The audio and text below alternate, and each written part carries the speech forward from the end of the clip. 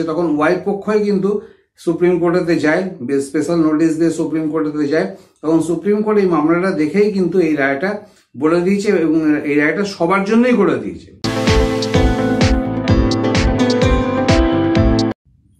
নমস্কার বন্ধুরা, আজকে আপনাদের জন্য খুব বিশাল একটা সুখবর নিয়ে এসেছি। সুপ্রিম কোর্ট থেকে একটা খুব বিশাল জাজমেন্ট পাস হয়েছে, যেটা ছেলেদের পক্ষে খুবই সুবিধাজনক। কারণ এই অসুবিধায় প্রচুর ছেলেরা এতদিন ভুগছিল। কিন্তু সুপ্রিম কোর্ট থেকে লেটেস্ট জাজমেন্টটা আমি আপনাদেরকে বলে দিচ্ছি। সুপ্রিম কোর্টের লেটেস্ট জাজমেন্টটা বলার আগে একটা কথা বলে নিচ্ছি, সেটা হচ্ছে যখন একটা ছেলে মেয়ের বিয়ে হয়, মেনলি ছেলের পক্ষ দেখে পরিবার ঠিক আছে, মেয়ে তার পছন্দ হয়েছে, তারা বিয়ে করে নেয় এবং যে শ্বশুরবাড়ি এবং বাপের বাড়ির যে ডিস্টেন্সটা সেটা অনেকটা হয়তো অনেক বেশি হতে পারে। সাউথের ছেলে নর্থের মেয়ে এরকম হতে পারে, বা ইস্টের ছেলে ওয়েস্টের মেয়ে এরকম হতে পারে। মানে শ্বশুরবাড়ি এবং বাপের বাড়ির সঙ্গে ডিস্টেন্স প্রায় 1000 কিলোমিটার, 1500 কিলোমিটার এরকম অনেক দূরে দূরে বিয়ে হয়। দুর্ভাগ্যবশত যখন স্বামী স্ত্রীর গন্ডগোল লাগে তখন আমরা প্রায়ই দেখে থাকি যে ওয়াইফ থাকে তিনি তার বাপের বাড়িতে চলে যায় এবং বাপের বাড়িতে গিয়ে সেখানকার থানাতে তিনি এফআইআর করে এবং এফআইআর করার পরে তারপরে কি হয়, যে ছেলে পক্ষ থাকে, যে স্বামী পক্ষ থাকে, তাকে ওয়াইফ যেখানে এফআইআর করেছে সেই স্থানেতে গিয়ে সেই স্থানেতে সেশন কোর্ট গিয়ে সেই স্থানেতে সেশন কোর্টেতে গিয়ে যিনি স্বামী থাকে তাকে অ্যান্টিসিপেটরি বেল নিতে হয়। সেরকম যদি সেকশন দেওয়া হয় তাকে অ্যান্টিসিপেটরি বেল বা অগ্রিম বেল তাকে নিতে হয়। কিন্তু ব্যাপারটা হচ্ছে যে যেখানে এফআইআর হয়েছে সেখান থেকে যদি অনেক ডিস্টেন্স থাকে সেই ডিস্টেন্স কিন্তু ছেলেদেরকে যেতে হয়। কিন্তু এখানে একটা বিশাল অসুবিধা, আমি আগেও একটা ভিডিওতে আলোচনা করেছিলাম, এখানে একটা বিশাল অসুবিধা হচ্ছে যে এরকম যখন ছেলেরা যায়, ছেলেপক্ষ যায়, তখন সেখানে সেই কোর্টেতে গিয়ে কোন অ্যাডভোকেট ধরবে বা তার সঙ্গে কোনো রকম যদি কোনো খারাপ ব্যবহার হয়, কোনো রকম মারপিট হয়, তাকে যদি ধরে মারধর করা হয়, এরকম একটা চান্স থেকে যায়। এরকম একটা ভিডিও আমি আগে আলোচনা করেছিলাম, এরকম ঘটনা ঘটে থাকে। সুতরাং এইসব অসুবিধাগুলো মাননীয় সুপ্রিম কোর্ট থেকে যে জাজমেন্টটা বেরিয়েছে, এইসব অসুবিধা থেকে টোটালি কিন্তু ছেলেদেরকে রেহাই দিয়ে দিয়েছে। ছেলেদের জন্য খুবই একটা সুখবর। এই জাজমেন্ট অনুযায়ী ছেলেরা নিজেদের যে জায়গায় থাকে সেই জায়গা থেকেই সেই সেশন কোর্ট থেকে বা হাইকোর্ট থেকে কিন্তু তিনি অ্যান্টিসিপেটরি বেল নিতে পারে। এখানে কেসটা কি হয়েছে তাহলে আপনাদেরকে ব্যাপারটা পুরো বলে দিই। আর যদি জাজমেন্ট দরকার হয় ডেফিনেটলি আমার সঙ্গে কন্ট্যাক্ট করবেন, আমি আপনাদেরকে জাজমেন্ট অবশ্যই দিয়ে দেবো। সুপ্রিম কোর্টের জাজমেন্ট, এটা মনে রাখবেন। আর সুপ্রিম কোর্টের জাজমেন্ট কিন্তু মোটামুটি যে জাজমেন্টগুলো বেরোয় সেটা কিন্তু একটা ল হয়ে যায়।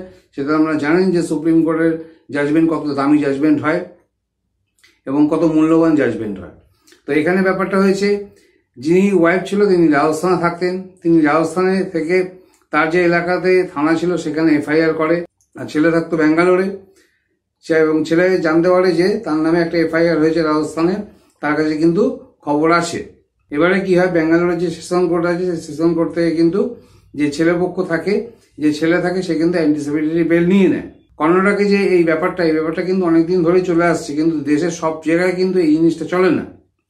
কিন্তু মাননীয় সুপ্রিম কোর্ট এখন এই ব্যবস্থাটা বলে দিয়েছে যে ওয়াইফরা যদি যে কোনো জায়গায় যদি তার যেখানে বাপের বাড়ি সেখান থেকে সেই থানায় যদি এফআইআর করে, সেই এফআইআর করার জন্য ছেলে যদি অনেক দূরে থাকে, সেই দূরে থাকা অবস্থায় ছেলে যে কোনো জুরিসডিকশনের মধ্যে পড়ে, যে ক্ষেত্রের মধ্যে পড়ে, সেইখান থেকে সেই সেশন কোর্ট থেকে বা হাইকোর্ট থেকে কিন্তু অ্যান্টিসিপেটরি বেল নিতে পারে। এটা কিন্তু সুপ্রিম কোর্ট পরিষ্কার বলে দিয়েছে। সে বউ যে এফআইআর করেছে সেই এলাকায় গিয়ে সেশন কোর্টে বা হাইকোর্টে তাকে বেল নিতে হবে এরকম কোনো ব্যাপার নেই। বিভিন্ন সেশন কোর্ট এবং হাইকোর্টকে সুপ্রিম কোর্ট পারমিশন দেয় যে এরকম যদি কোনো কেস হয় যে বউ অনেক দূরে থাকে, সেখানে তিনি এফআইআর করে দিয়েছে এবং যে বর আছে সে অনেক দূরে থাকে, সুতরাং বর যেখানে থাকে সেখানকার যে সেশন কোর্ট আছে বা হাইকোর্ট আছে সেখান থেকে কিন্তু ডেফিনেটলি বেল নিতে পারে।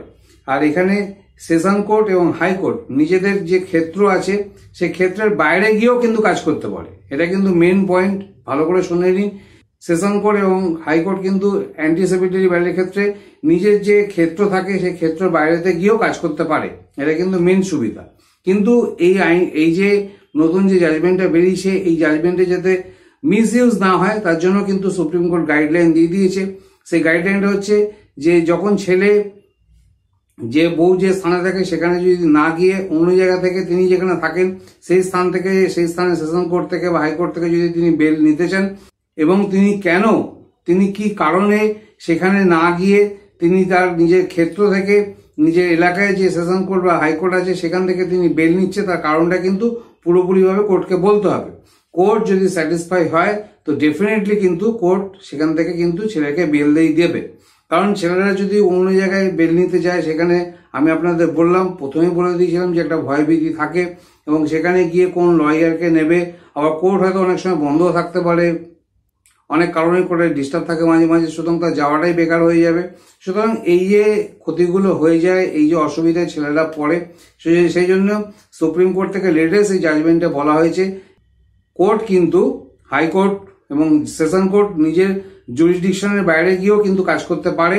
ডেফিনেটলি কিন্তু যদি যে ছেলেপক্ষ আছে সে যদি কোর্টকে স্যাটিসফাই করতে পারে, তার কারণ ঠিকঠাক মতো যদি জানাতে পারে এবং তাকে যে লেটারটা পাঠাতে হবে আইওর কাছে যেখানে তার এফআইআর হয়েছে, ডেফিনেটলি শর্তগুলো পূরণ করলে কিন্তু সে নিজের স্থান থেকে কিন্তু ডেফিনেটলি অ্যান্টিসিপেটরি বেল অবশ্যই পেয়ে যাবে।